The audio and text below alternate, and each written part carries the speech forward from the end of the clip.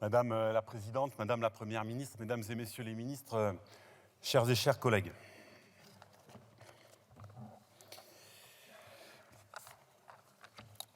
Ma chère maman, merci pour l'article que tu m'as envoyé.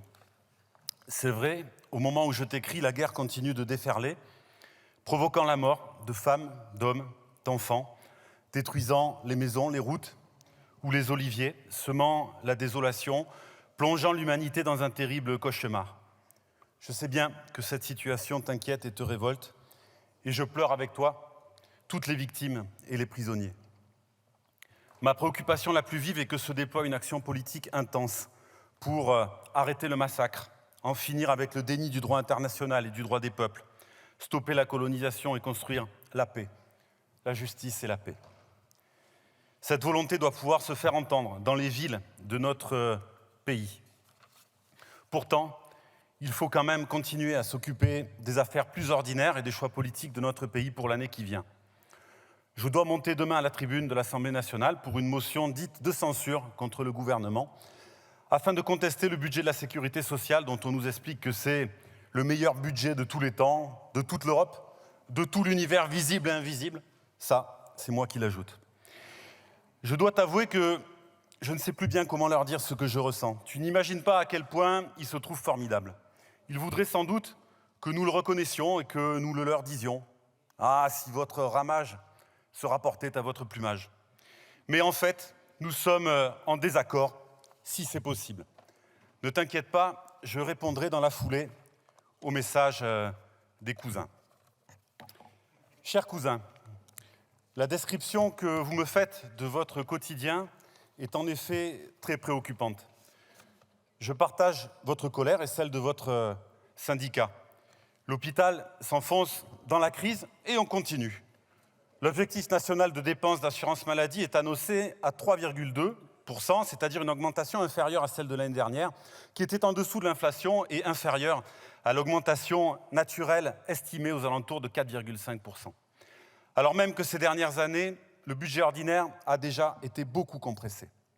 Et de surcroît, la tendance que veut nous faire valider pour les années qui viennent est une compression encore plus forte. C'est insensé, alors que les personnels tirent la sonnette d'alarme. Il faudrait donner de l'air à l'hôpital et plus largement à notre système de santé et permettre à ces actrices et acteurs de se projeter dans un nouvel élan. Quant aux rémunérations, à la reconnaissance du travail et des métiers, à la déprécarisation, elles sont décisives pour l'avenir. Vous pouvez compter sur moi pour porter ces messages. Car il y a un désaccord fondamental, notamment sur le choix d'un tel niveau d'exonération de cotisations sociales qui finit par les délégitimer et qui conduit à sous-financer la sécurité sociale alors que nous avons besoin de socialiser des ressources pour nous protéger mutuellement. Il faut faire face aux besoins de santé. Cette année, 2,5 milliards d'euros d'exonération ne seront pas compensés. Et en plus, ils vont piquer dans les cotisations des retraites complémentaires, ils vont piquer dans la caisse de l'Unédic et ils trouvent ça normal. La dette publique Covid a été transférée sur les épaules de la sécurité sociale, un bien mauvais calcul social et financier. L'an dernier, j'avais réussi à faire adopter un amendement record à 18 milliards d'euros qui contestait ce choix. Le gouvernement dit avoir tout fait pour trouver des points d'accord. Bien sûr, il y a des choses sur lesquelles on peut être d'accord, et tant mieux, c'est le cas sur la prévention contre le papillomavirus ou sur les préservatifs gratuits, qui sont les deux nouveautés mises en avant. Mais ça ne fait pas une politique sanitaire et sociale à la hauteur. On peut aussi remarquer que le gouvernement propose enfin des mesures pour venir au secours du don du sang. Cela semble néanmoins bien insuffisant pour faire face aux difficultés, et un amendement de dernière minute semble aller en sens inverse sur les médicaments issus du plasma, alors même que c'est un enjeu éthique et sanitaire décisif. La suppression de la tarification à l'activité annoncée se traduira seulement par une faible diminution, et je sais que vous y êtes sensible, aucun effort visible n'est programmé pour l'instant pour les soins palliatifs et leur déploiement, alors que 150 000 personnes qui pourraient y prétendre en sont privées chaque année, et ça fait 20 ans que ça dure. Le dispositif Mon Psy, qui est un échec avéré, n'est pas remis en question et il y a parfois plus d'1 an d'attente pour avoir un rendez-vous dans un centre médico-psychologique. Dans une société angoissée et fracturée, il aurait fallu des mesures fortes pour la santé mentale. De façon plus générale, je suis inquiet des phénomènes de financiarisation qui se développent dans le monde de la santé et face auxquels il faudrait déployer une action vigoureuse. Et je ne crois pas que les modifications apportées à la contribution des entreprises du médicament aillent dans ce sens. Un pôle public de production et de recherche pour le médicament devient un besoin criant. Je ne vous parle même pas du droit à l'autonomie pour lequel la volonté politique nécessaire est toujours repoussée plus loin. Il y a aussi besoin d'accélérer sur la prévention, c'est-à-dire sur les changements de nos modes de vie, de production, de consommation et de se donner de meilleurs outils. Je pense à la santé au travail. La seule chose que le gouvernement trouve à faire, c'est de donner la main aux médecins diligentés par l'employeur pour contrôler les arrêts de travail, en shuntant ainsi la sécurité sociale et son médecin conseil. Objectif, 300 millions d'économies alors même que les causes des arrêts maladie ne sont pas interrogées.